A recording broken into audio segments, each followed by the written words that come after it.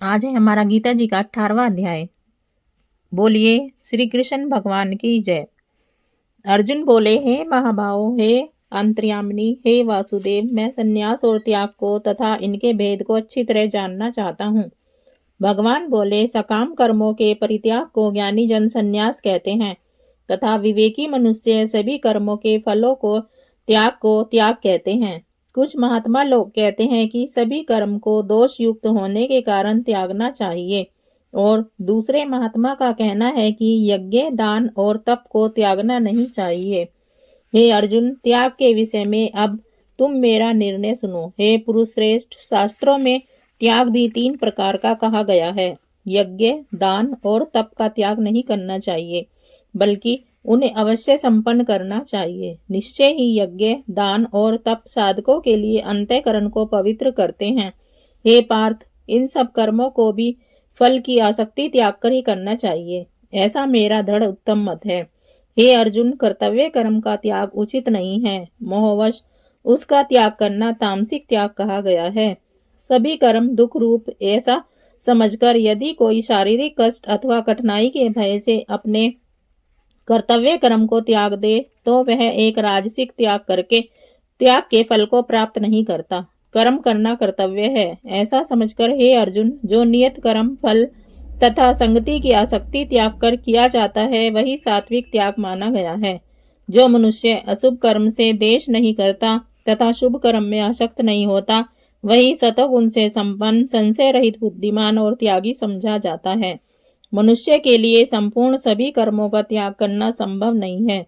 अतः जो सभी कर्मों के फल में आसक्ति का त्याग करता है वही त्यागी कहा जाता है। जो त्यागी नहीं है, कर्मों के 3 प्रकार के फल अच्छा, बुरा और मिश्रित मृत्यु के बाद मिलते हैं, परंतु जो सन्यासी हैं उन्हें कर्म फल का सुख दुख नहीं भोगना पड़ता। हे महाभाव, संपूर्ण कर्मों की सिद्धि के 5 कर्मों का अंत करने के लिए उपाय बतलाने वाले साख्य शास्त्र में कहे गए हैं, उनको तुम मुझसे भली भांति जानो।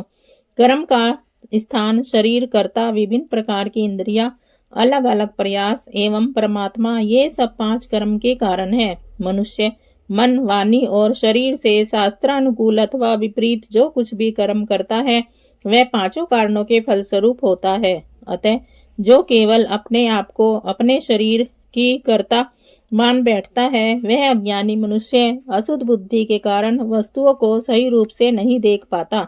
जिस मनुष्य के अंतःकरण में मैं करता हूँ का भाव नहीं है तथा जिसकी बुद्धि लिप्त नहीं है वह इन सारे प्राणियों को मारकर भी वास्तव में न किसी को मारता है और न पाप के कर्मों से बंधता है।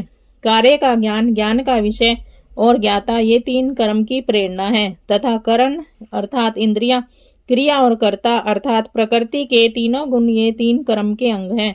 सांख्य मत के अनुसार ज्ञान, कर्म और कर्ता गुणों के 3 प्रकार के भेद माने गए हैं, उनको भी तुम मुझसे भली भांति सुनो। जिस ज्ञान के द्वारा मनुष्य अनंत रूप से स्थित समस्त प्राणियों में एक ही अविभक्त और अविनाशी परमात्मा को संभाव से स्थित देखता है, उस ज्ञान को तुम सतोगुनी जानो। जिस ज्ञान के द्वारा मनुष्य विभिन्न प्राणियों के अस्तित्व में अनेकता का अनुभव करता है उस ज्ञान को तुम रजोगुनी जानो। और जिस मूर्खतापूर्ण, तुच्छ और बेकार ज्ञान के द्वारा मनुष्य शरीर को ही सब कुछ मानकर उसमें आसक्त हो जाता है वह ज्ञान तमोगुनी है। जो कर्म नियत और कर्म फल की इच्छा और आसक्ति से रहित है तथा बिना राग देश से किया गया है सतोगुनी कहा जाता है। जो कर्म फल की इच्छा करने वाले अहंकारी मनुष्य द्वारा बहुत परिश्रम से किया जाता है वह रजोगुनी कहा गया है। जो कर्म परिणाम, हानि पर पीड़ा और अपनी सामर्थ्य को न विचार कर अज्ञान एवं भ्रमवश किया जाता है वह कर्म तपोगुनी कहलाता है। जो कर्ता आसक्ति और अहंकार से रहित तथा धैर्य और उत्साह से युक्त एवं कार्य की सफलता और असफलता में अविचलित रहता है वह कर्ता सतोगुनी कहा जाता है। राग देश से युक्त, कर्म फल का इच्छुक, लोभी तथा दूसरों को कष्ट देने वाला, अपवित्र विचार वाला और हर्ष शोक से युक्त कर्ता रजोगुनी कहा जाता है। जो शास्त्रों के आदेशों के विपरीत कार्य करता है, जो भौतिकवादी, हठी, कपटी, आलसी, असभ्य, उदास तथा देर से काम करने वाला वह तपोगुनी कहलाता है। हे अर्जुन, अब तुम मुझसे गुणों के अनुसार बुद्धि के और संकल्प के भी 3 भेदपूर्ण रूप अलग से सुनो। जो बुद्धि प्रवृत्ति और निवृत्ति को, कर्तव्य और अकर्तव्य को, भय और अभय को तथा मुक्ति और बंधन को यथार्थ रूप से जानती है, वह बुद्धि सतोगुणी है। हे पार्थ, जिस बुद्धि के द्वारा मनुष्य धर्म और अधर्म को तथा कर्तव्य और अकर्तव्य को ठीक तरह से नहीं जानता है, वह बुद्धि रजोगुणी है। हे अर्जुन, जो बुद्धि अज्ञान के कारण अधर्म को ही धर्म मान लेती है, इसी तरह सभी वस्तुओं को विपरीत दिशा में प्रयत्न करती है, वह बुद्धि तपोगुणी है। जिस संकल्प के द्वारा केवल परमात्मा को ही जानने के ध्येय से मनुष्य मन, प्राण और इंद्रियों की क्रियाओं को वश में करती है, वह संकल्प सतोगुणी है। हे प्रथानंदन, फल की इच्छा वाला मनुष्य जिस संकल्प के द्वारा धर्म, अर्थ और काम को अत्यंत आसक्ति पूर्वक धारण करता है, वह संकल्प रजोगुणी है।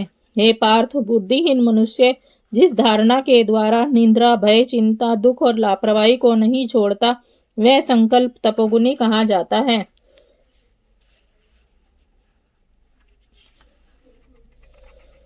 हे व्रत श्रेष्ठ, अब तुम 3 प्रकार के सुख को भी मुझसे सुनो। मनुष्य को आध्यात्मिक साधना से प्राप्त से सुख से सभी दुखों का अंत हो जाता है। ऐसे आत्मबुद्धि स्वरूपी प्रसाद से उत्पन्न सुख को भी आरंभ से विष की तरह परंतु परिणाम में अमृत के समान होता है, सात्विक सुख कहते हैं। इंद्रियों के भोग से उत्पन्न सुख को जो भोग के समय तो अमृत के समान लगता है, परंतु जिसका परिणाम विष की तरह होता है, रजोगुनी सुख कहा गया है।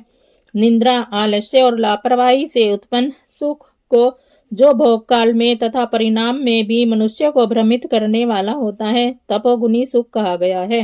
पृथ्वी पर अर्थात स्वर्ग के देवताओं में कोई भी प्राणी प्रकृति के इन 3 गुणों से मुक्त होकर नहीं रह सकता है। हे अर्जुन, 4 वर्णों ब्राह्मण, क्षत्रिय, वैश्य और शूद्र में कर्म का विभाजन भी मनुष्यों के गुणों से उत्पन्न स्वभाव के अनुसार ही किया गया है। शांति, प्रियता, आत्म संयम, तपस्या, पवित्रता, सहिष्णुता, सत्यवादिता, ज्ञान, विज्ञान तथा धार्मिकता ये ब्राह्मण के स्वाभाविक कर्म है।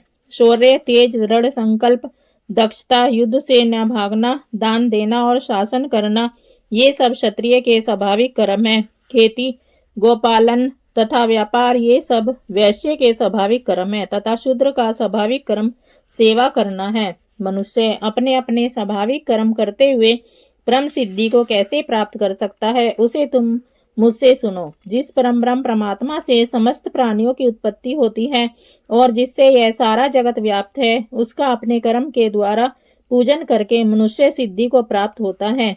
अपना गुण रहित सहज और स्वाभाविक कार्य आत्म विकास के लिए दूसरे अच्छे अस्वाभाविक कार्य से श्रेष्ठकर है, क्योंकि अपना स्वाभाविक कार्य करने से मनुष्य को पाप नहीं लगता।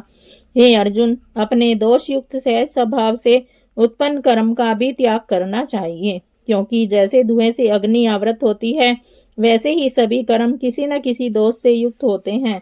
आसक्ति रहित, इच्छा रहित और जितेंद्रिय मनुष्य संन्यास के द्वारा परम निष्कर्म सिद्धि को प्राप्त करता है।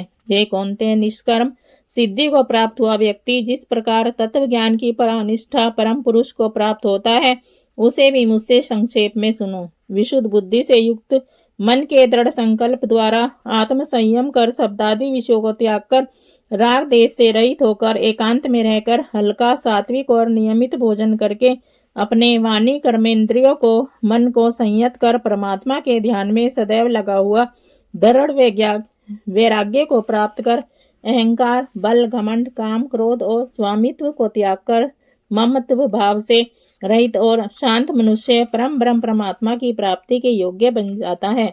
उपरोक्त ब्रह्मभूत अवस्था प्राप्त प्रसन्नचित वाला साधक न तो किसी के लिए शोक करता है, न किसी वस्तु की इच्छा ही करता है। ऐसा समस्त प्राणियों में स्वभाव वाला साधक मेरी पराभक्ति को प्राप्त करता है। श्रद्धा और भक्ति के द्वारा ही मैं तत्व से जाना जा सकता हूँ कि मैं कौन हूँ और क्या हूँ।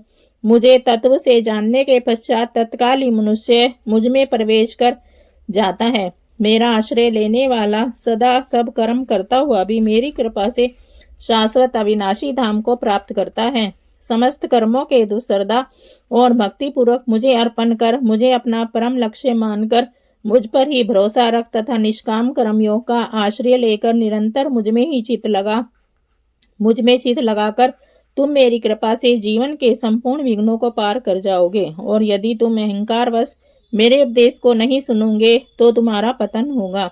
यदि अहंकारवश तुम मेरा सोच रहे हो कि मैं यह युद्ध नहीं करूंगा तो तुम्हारा ऐसा सोचना मिथ्या है, क्योंकि तुम्हारा स्वभाव तुम्हें बलात् युद्ध में लगा देगा। हे अर्जुन, तुम अपने स्वाभाविक कर्म से बाध्य हो, अतः मोहवश जिस काम को तुम नहीं करना चाहते उसे भी तुम विवश होकर करोगे। हे अर्जुन, ईश्वर सभी प्राणियों के अंतःकरण में स्थित होकर अपनी माया के द्वारा प्राणियों को भौतिक शक्ति से निर्मित यंत्र में कठपुतली की तरह घुमा रहे हैं। हे भारत, तुम पराभक्ति भाव से उस ईश्वर की शरण में जाओ। उसकी कृपा से तुम परम शांति और शाश्वत परम धाम को प्राप्त करोगे।